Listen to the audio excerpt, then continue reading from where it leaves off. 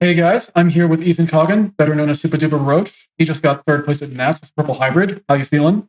I'm feeling good. I did a lot better than I was expecting to, and now I'm getting ready for Worlds, kind of figuring out my travel for that. So I'm excited. Why did you pick Purple Hybrid? Well, I've always been a fan of aggro decks and hybrid decks, and I was initially planning on playing Ancient Guru, but it just can't really keep up with the current competitive meta anymore. So I ended up pivoting over to Purple Hybrid, and I just really liked it. The playstyle really suits me, so I felt good about it. So let's get into it. Okay, so to start off, we have our core here of Dustmon and Velgarmon.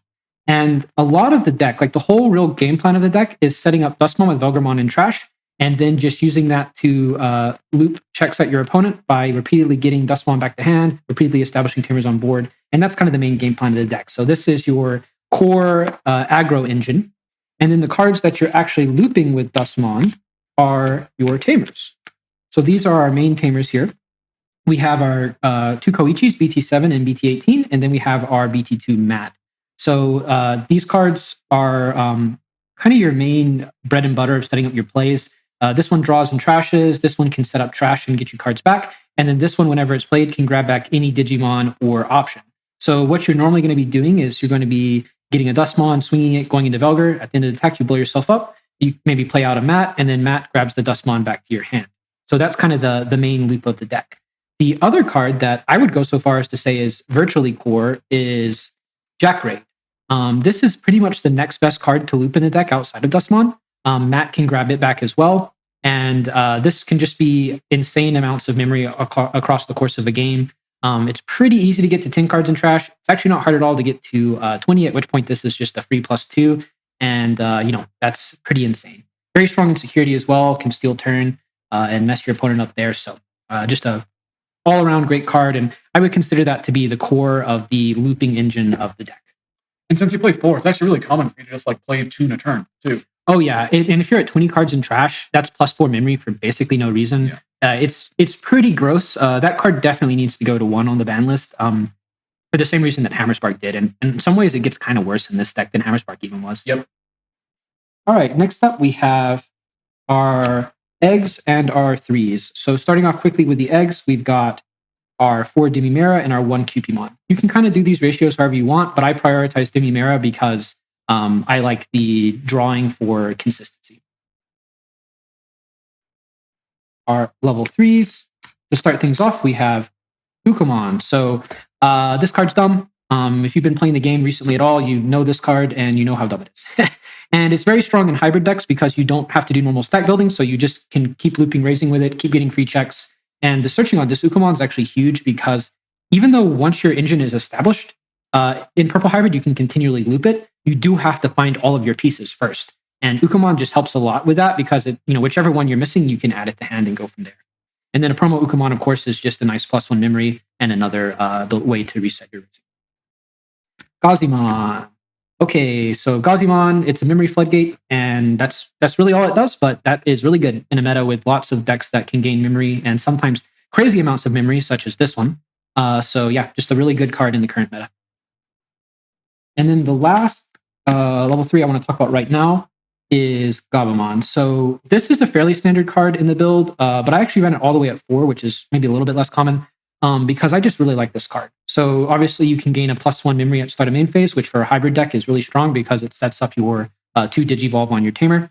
But I also really like the Inherit on this one. So the when attacking Inherit lets you draw in trash, which allows you to set up an alternative line of play with your Dustmon, where instead of going on top of a Tamer, you actually go on top of the Gabumon. You swing, you draw, trash your Velgar, then you use the Dustmon to go into the Velgar, and then at the end of the attack, you delete yourself, which means you now trigger your egg, you trash the Tamer, then finally you use the Dustmon to play back that Tamer.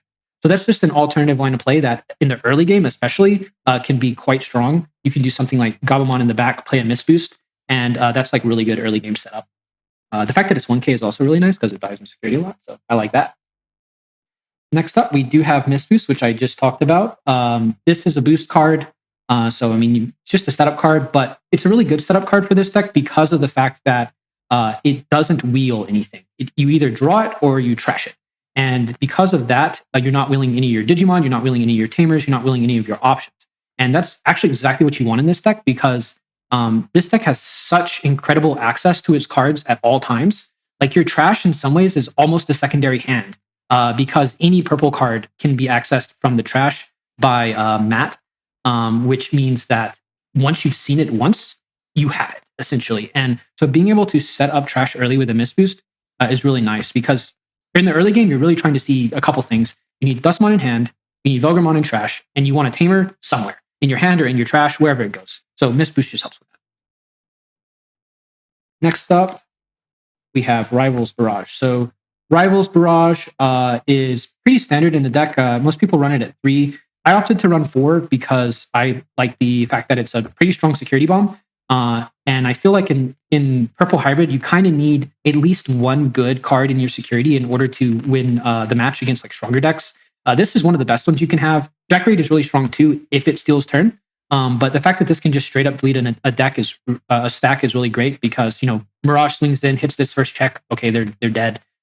Leviathan swings in, hits this, they're dead. And that's just really strong. And then the fact that if you mill it off of Velgar or Miss Boost, which I'm running 4 of each of those, you can then bank it to cash it in later to grab back a Digimon. That's just really nice as well.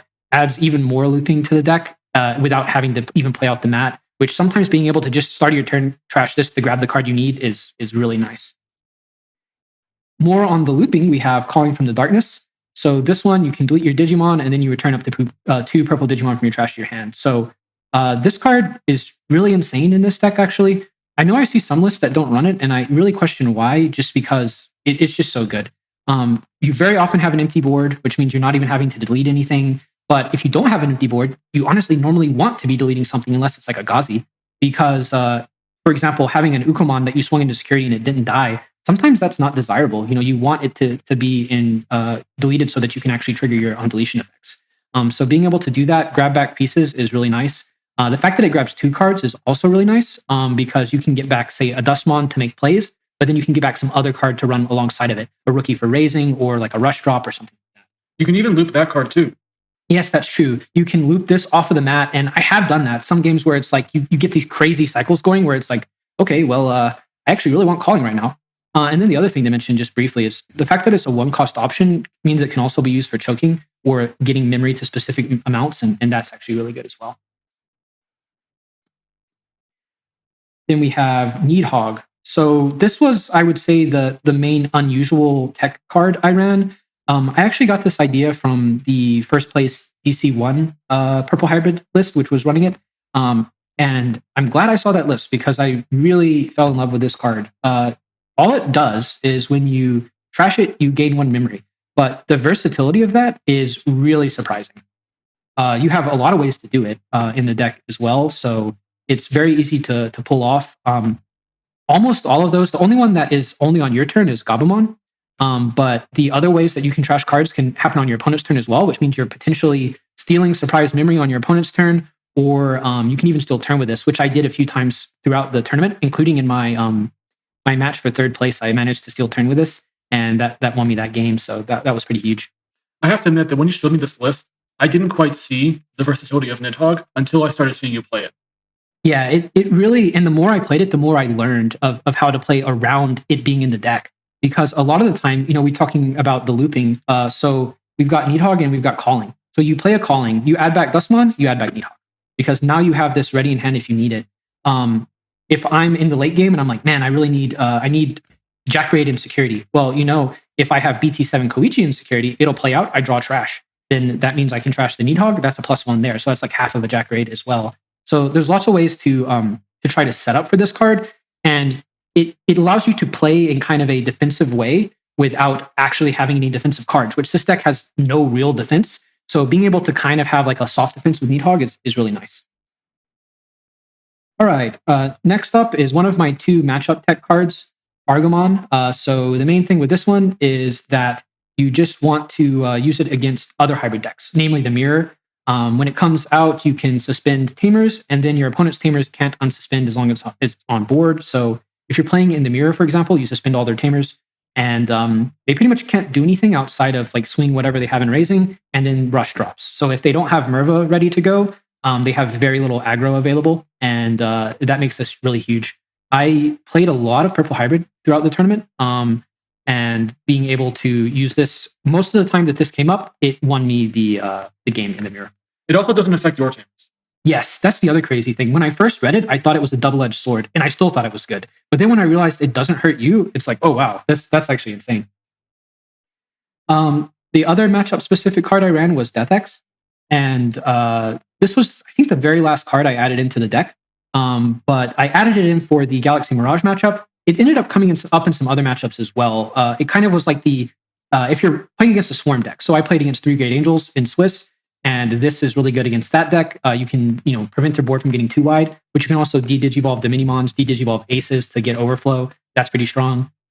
In Top Cut, the very first match I played was Rapidmon, and this card was huge in that matchup for just keeping them stalled too long to really build up momentum. And the fact that I could play this later on, add it back off of Mat or Calling, meant that I could keep it as a threat in my hand at all times to dissuade them from using Mega Gargo Ace. So the fact that this is like an anti-ace card is also pretty nice. Then we have Guilmon and Genkaku Promote. So these are both just rush cards. Guilmon on play gains rush if the total combined trash is 20 or more. Since Belger mills both players, that's very easy to do. But it's basically just a 3-cost rush drop. Since I wasn't running Merva, I wanted to have other ways to gain rush because having 1 rush in a game can be pretty game changing. So yeah, that's a pretty nice one. And then the other one I took was Genkaku Promote, which has just rush on main. It's a 6 drop if you have to drop it from hand, but the main thing you can do with it is you can digivolve it on top of a level 4. So the idea is you use your Dustmon on top of a Tamer. The Dustmon dies, you play back the Tamer. That Tamer cannot swing because it was just played that turn. However, you do Dustmon, you do Genkaku Promote, you can now swing the rush check with the Genkaku Promote that way. So I did that quite a lot in the tournament. This card came up quite a lot to just get the last check. Also, one other thing to say with this one is it's 6K, which means if you're only under a 5K Ruin Mode blanket, it doesn't stop it. So that's kind of a nice bonus. And then the very last card is Louis. Just lets you get an extra swing for game. That's the main reason you run it. But it can also be played out by Dustmon because Dustmon does not specify color, just play cost. So this is a very easy swing for game card where you play it out with Dustmon, you get your rookie out, and you just. And yeah, that's the deck. So why no Merva? So the main reason, 2 reasons. The first was that I did not like how Merva does nothing in the early game. I found a lot of the time I would draw into it early, and yeah, it's not a big deal because you just trash it. But I did not like how often I would have matches where I never even used the Merva. So that was one of the main reasons. The other reason was that I didn't like how expensive the Merva was because you have to get to 7 memory essentially to maintain turn on it, assuming you have the sources to cross with. And that's just kind of hard. You can only really do that in the late game if you're able to cash in multiple jack raids in a turn. But usually by the time I was at that point, I would have multiple Tamers out, which means I could, get swings that way. And I also just ran, cheaper rush cards. Like this only requires 3 for 1 check. This requires variable amounts for 1 check. So, I had other options. I don't think Merva's bad by any means. I would never fault anyone for running it. I just wanted to, try something else. I kind of went for a more high-speed aggro with the Nidhogg. Well, congratulations on 3rd place. You even got your Renamon map there. That's Yeah. a prize. So I look forward to seeing how you will do in that in Worlds. Yeah, thank you. Yeah. All right, guys. I hope you guys enjoyed. Congratulations again to Ethan, and we'll see you next time.